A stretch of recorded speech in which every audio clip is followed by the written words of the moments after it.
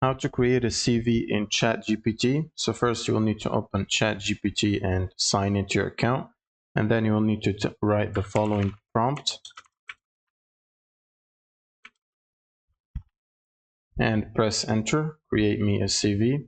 It will give you a list of information that you will need to fill out or provide. You can copy all of these informations right here and just open up a notepad. So you can search notepad and open and paste the information right here, and then simply just fill out these informations. Now after filling out your information, you can paste the entire text again here, and at the bottom you can add design my CV in a professional Word PDF document if you want that. So you can basically add this right here at the bottom of the prompt and then send it to ChatGPT.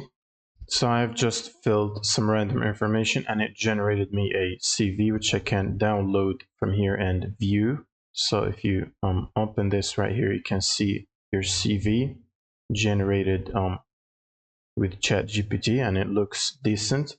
You can also add images and stuff like that, contacts if you want to. And you can customize it however you like and ask ChatGPT to generate PDFs or whatever file format extension you want. And that's pretty much it for this video. Thank you guys for watching and subscribe.